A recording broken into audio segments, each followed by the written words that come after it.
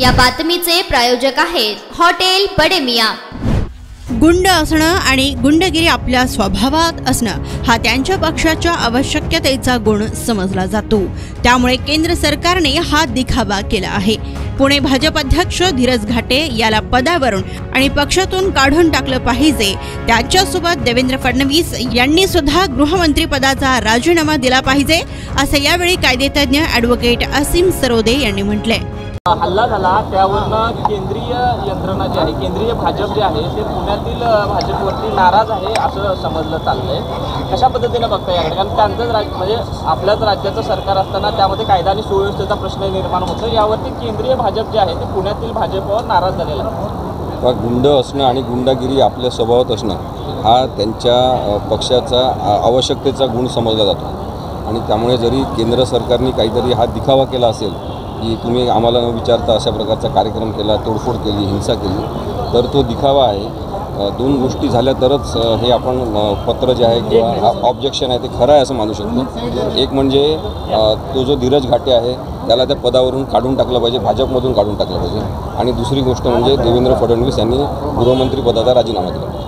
कुठलाही विषय असेल तरी वरिष्ठांना विचारलं जातं, केलं जातं। ज्या लोकांनी त्यांनी वरिष्ठांना विचारताच केलं असावं याबद्दल साशंकता असू शकते। काही मागणी असणार आहे का? चौकशी समिती असावी या सगळ्या संदर्भामध्ये? गुन्हाच बरोबर नोंदवून घेतला नाही तर तो उदय सामंत नावाचे मंत्री आहेत, त्यांच्या गाडीवर कोणीतरी केवळ दगड फेकला तर 307चा गुन्हा लावला। तिथे गाडी फोडली, गाडीवर चढले लोक, गाडीच्या मागून लाठ्या काट्या घातल्या आम्हाला मारण्यासाठी, तर 307 कलम पण लावलं नाही। अटेम्प्ट टू मर्डरचं कलम लावायला पाहिजे आणि देवेंद्र फडणवीसांनी याच्याबद्दल लक्ष घालायला पाहिजे। कमिशनरचा आम्हाला जेव्हा फोन आला पुण्याच्या आणि ॲडिशनल कमिशनर प्रवीण पाटील यांचा, त्यांना मी सांगितलं की आम्ही कशासाठी तक्रार द्यायची, तुमचे पोलीस आमच्यासोबत होते, क्राईम ब्रँचचे लोक होते, त्यांनी कंप्लेंट करावी, आमचं स्टेटमेंट घ्यावं। पण जो गुन्हा नोंद झालेला आहे त्याच्यामध्ये 307 सारखं आवश्यक कलमसुद्धा यांनी लावलं नाही। त्याच्यावरून हे दिसून येते की पोलीस विभागातले काही लोक हे पाळीव झालेले आहेत भाजपचे आणि ते अत्यंत चुकीचं आहे। 80% पोलीस हे चांगले आहेत, 85% न्यायाधीश हे चांगले आहेत, पण यांनी जे कोणी भ्रष्ट केलेले आहे मोठे अधिकारी त्यांचा धोका आहे समाजाला। आज कायदा आणि सुव्यवस्था राखण्यामध्ये महाराष्ट्राचे अपयश आलेलं आपण पाहिलेलं आहे की पोलीस स्टेशनमध्ये जाऊन कोणाला तरी गोळीबार करतात, फेसबुक लाईव्ह करून गोळीबार करतात, मारून टाकतात। तर देवेंद्र फडणवीस यांनी राजीनामा देणं हे आवश्यक आहे। तर असंही म्हटलं जातं की निखिल बाबा यांनी हट्ट केला, हट्ट करून ते कार्यक्रमात ठिकाणी गेले आणि त्यामुळे ते सगळं घडलं असं बोलतो। म्हणजे एके ठिकाणी जबाबदारी झटकण्याचा सगळा प्रकार। असीम सरोदे यांच्या घरी आम्ही 4-5 वाजल्यापासून तयार होतो। पोलिसने सांगितलं होतं की थोडा क्लिअरन्स होऊ द्या, त्यांचे भाजपचे निदर्शक आले त्यांना आम्ही पांगवतो। ते करताना पोलिसने 3 तासाचा वेळ घेतला आणि 7ला म्हणजे जी सभा 5ला सुरू होणार ते 7पर्यंत आम्हाला तिथे बसवलं। त्याच्यानंतर जेव्हा आम्ही असीम सरोदेंच्या घराच्या बाहेर आलो तिथे अचानक आम्हाला साध्या वेशातले 50 पोलीस दिसले। मग निखिल वागळेंनी स्वाभाविकपणे प्रश्न विचारला की आम्हाला हाऊस अरेस्ट केलं का तुम्ही, का जाऊ देत नाही तुम्ही आम्हाला? म्हणजे तिथेच बसून ठेवायचं आणि सभा होऊ द्यायची असा पोलिसांचा कट असावा असं दिसत आहे। आणि त्याच्यानंतर मात्र निखिल वागळेंनी सांगितलं की आम्ही गाडीत बसणार, आम्ही गाडीत बसलो। त्याच्यानंतर पोलिसांनी त्यांची गाडी पुढे ठेवायला पाहिजे होती, ती ठेवली नाही। कदाचित पोलिसची गाडी पुढे असती तरी हल्ला झाला नसता। आणि आम्हाला अजून हे कळायला मार्ग नाही की तिथे जर फक्त पोलीस होते साध्या वेशातले तर गुंडांना आमच्या गाडीचा नंबर आणि आम्ही कोणत्या गाडीत हे नक्की कसं कळलं? कारण आमच्या गाडीला काळ्या काचा होत्या, कोणत्या रस्त्याने जाणार हे कसं कळलं? कारण आमच्या गाडीला काळ्या काचा होत्या। त्याच्यासमोर असीम सरोदेंची एक ज्युनियर महिला बसलेली होती की याच्यासाठी की त्यांना वाटावं दुसरी कार आहे आणि आम्ही मागे तिघं होतो। असं असताना जर तिथे फक्त पोलीस उपस्थित होते तर या गुंडांना आमचा रस्ता, आमच्या गाडीचा नंबर हे कसं कळलं हा प्रश्न बोलण्याचा रोज जो तो सगळं पोलिसांकडे होतोय, पोलीस याच्यामध्ये सहभागी होते असं म्हणायचं। पुणे पोलिसांनी प्रेस नोटमध्ये पुणे पोलिसांची भूमिका ही संशयास्पद आहे, यात कोणताही शंका नाही। कारण पुणे पोलिसांनी ज्या प्रकारचा बंदोबस्त लावायला पाहिजे होता जाताना तो लावला नाही हे उघड आहे। ते सांगतात की रस्ता बदलला, रस्ता का बदलला हे त्यांना माहिती आहे का? जेव्हा खंडोजी बाबामध्ये त्यांचे 40-50 कार्यकर्त्यांनी रस्त्यावर त्यांची पोलिसांबरोबर धुमश्चक्री झाली, पोलीस ही बाब रेकॉर्डवर आणत नाही आहेत। साध्या वेशातल्या पोलिसांना धक्काबुक्की केलेली आहे कार्यकर्त्यांनी, भाजपच्या गुंडांनी त्यांना धक्काबुक्की केलेली आहे। आणि मग त्यांनी तेव्हा म्हणायला पाहिजे होतं की सरकारी कामात अडथळा आहे म्हणून पोलिसने ते केलेलं नाही। पोलीस अत्यंत दबावाखाली आहेत पुण्यात आणि त्यांनी ते केलं नाही आणि त्या गाडी याच्यासाठी वळवायला लागली की त्याच्यानंतर पोलिसनीच आम्हाला सांगितलं की रिव्हर्समधून गाडी काढा, पोलिसनी मदत केली आम्हाला। तेव्हा निखिल वागळेंनी मार्ग बदलला वगैरे हे पोलीस कमिशनरने पुण्याचं सांगू नये।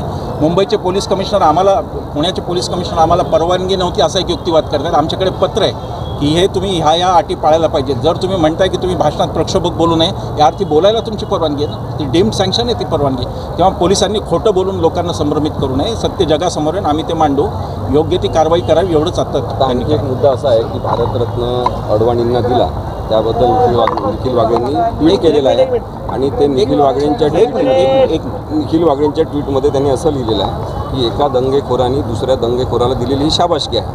आता याच्याबद्दल 153 अनुसार गुन्हा दाखल झालेला आहे. मग गुन्हा दाखल झाला तर कोर्टात त्यांच्यावर केस चालवा, निखिल वागळे दोषी ठरतील तर त्यांना शिक्षा होईल. पण पोलीसही आम्हीच जे पाहिजे ते कलम लावू आणि गुन्हा दाखल करू आणि नंतर न्यायसुद्धा आम्हीच करू, न्यायाधीश पण आम्हीच म्हणून रस्त्यावर आम्ही न्याय करू. ही जी गुंडागिरी आहे याला आपण विरोध करायला पाहिजे. हिंसात्मक जी वागणूक आहे ती अत्यंत चुकीची आहे. पुणे पोलिसांमधील काही जण भ्रष्ट झालेले आहेत. ते थेट सांगतात की आम्ही भाजपचे पोलीस अधिकारी आणि त्यामुळे चतुर्शृंगी पोलीस स्टेशनचे PI, डेक्कन पोलीस स्टेशनचे PI यांची चौकशी झाली पाहिजे. दुसरी गोष्ट, त्या दिवशी DCP सयाजी कदम हे कुठे होते याबद्दलची माहिती आम्हाला पाहिजे आहे. ते का नव्हते, ते कोणत्या सीनमध्ये नव्हते आणि त्यांना अजितदादांनी जे काही प्रमोशन दिलेलं आहे अनावश्यक पद्धतीने ते तिथे DCP म्हणून आलेले आहेत. त्यामुळे राष्ट्रवादीचे जे गुंड आहेत, जवळपास 5 ते 6 महत्त्वाचे नेते राष्ट्रवादीचे गुंड त्या मारहाणीमध्ये होते, भाजपचे गुंड त्याच्यामध्ये होते.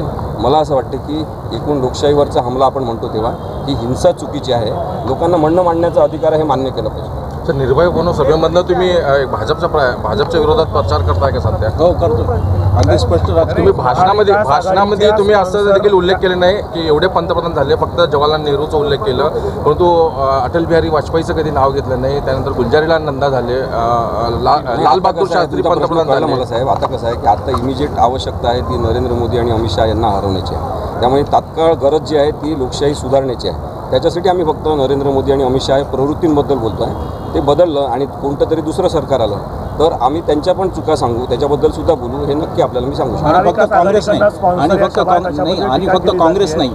काँग्रेस नाही, फक्त महाविकास आघाडी नाही, देशामध्ये जे लोकशाहीवादी पक्ष मोदींच्या विरोधात लढतील त्यांच्याबरोबर आम्ही आहोत. निर्भय बनवच्या या ज्या सभा आहेत त्या महाराष्ट्राच्या बाहेर पण होणार आहेत का? नाही, आता सध्या तरी नाही. राजस्थानमध्ये एक प्रस्ताव आला होता पण आम्ही आता नाही जाते.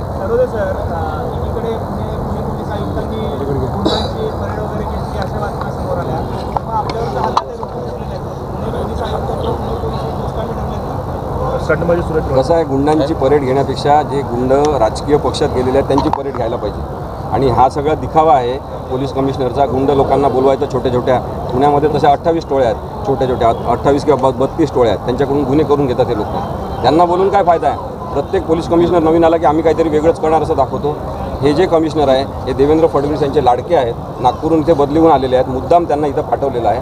आणि हेच धंदे करण्यासाठी जर पोलीस असेल तर अशा पोलीस व्यवस्थापनामधून न्याय मिळणार नाही, अन्याय होईल, ही गोष्ट समजून घेतली. पुणे पोलिसांनी प्रेस नोटमध्ये असं म्हणलेलं आहे की निखिल वागळेंचा जो गाडीचा मार्ग होता त्यांनी चकवा दिला पोलिसांना. तर त्यामुळे सांगितलं तुम्हाला मगाशी की तिथं परिस्थिती अशी झाली की सगळे समोर कार्य करते. पोलिसांनी त्याचं व्हिडिओ फुटेज 2012 साली निर्भया कांड जे दिल्ली प्रकरणात झालं त्याच्यामधनं आम आदमी पार्टीचा उदय झाला होता त्याच्यामधनं. तर ह्या निर्भयमधनं काय एक वेगळी पार्टी निर्माण आपल्याला नेहमी असे शंकाच का घेतो आपण की पक्ष, आणि समजा पक्ष झाला तर 1000 पक्ष त्यात अजून एक, याच्याशिवाय काय फरक पडणार? आमचं म्हणणं एवढं त्याच्यातून लोकशाहीचा उदय झाला पाहिजे. हां, एवढंच आमचं म्हणणं.